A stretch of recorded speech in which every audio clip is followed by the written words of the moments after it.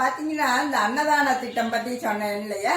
முந்தி கோயிலுக்குள்ள ஒரு போர்டு மாதிரி எழுதி அதுல போடுவாங்க. அப்ப பாக்குறவங்க எல்லாம் சொல்லுவாங்க உங்க பேர் இன்னைக்கு போட்டிருக்கு அப்படின்னு. இது போக கோயில் புதுப்பிக்கிறதுக்கு முன்னாடி, மராமத்து பண்றதுக்கு முன்னாடி ஒரு பெரிய போர்டு இருக்கும். அதுல ஒரு 150 200 பேருக்கு மேல கொடுத்துருப்போம். அவங்க பேரெல்லாம் வரிசையா போட்டிருப்பாங்க. முதல்ல 25,000 இருந்துச்சு.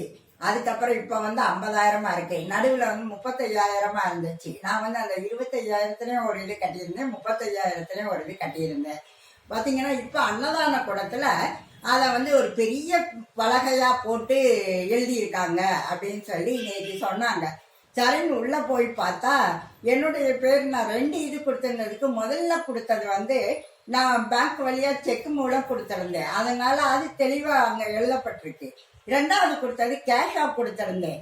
எனக்கு அடிக்கடி அவங்க அங்க இருந்து போன் பண்ணி அந்த டேட் அன்னைக்கு நீங்க வாங்கன்னு ஒவ்வொரு வருஷமும் சொன்னாங்க.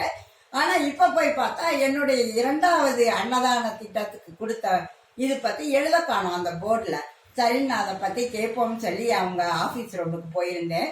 அவங்க அங்க என்ன சொன்னாங்க, நீங்க உங்க ரிசிப்ட கொண்டு வாங்க, நாங்க என்னன்னு பார்த்து எழுதுறோம். ஏங்க ரிசிப்ட் எல்லாம் எத்தனை வருஷத்துக்கு முன்னாடி பத்திரப்படுத்தி வச்சுக்கிட்டு இருக்க முடியுமா? நீங்க தான் பார்த்து சொல்லணும். அதை விட என்னன்னா அவங்களோட ஆபீஸ் ரூம் நோட்ல போன வருஷம் நானே போய் பார்த்தேன்.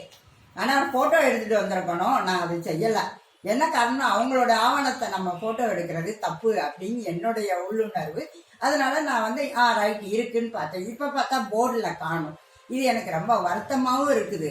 ஆனா அதே நேரத்துல நான் 3வது அன்னதான திட்டத்திற்காக கட்டணும் அப்படின்னு ஒரு மனசோட தான் நீ போயிருந்தேன். இவங்க 2வது இதை கண்டுபிடிச்சு கொடுக்காததுனால நான் கட்டாம திருப்பி வந்துட்டேன். அதனால அந்த 2வது இது கிடைச்சோன்னா 3வது இதை கட்டலாம்னு இருக்கேங்க.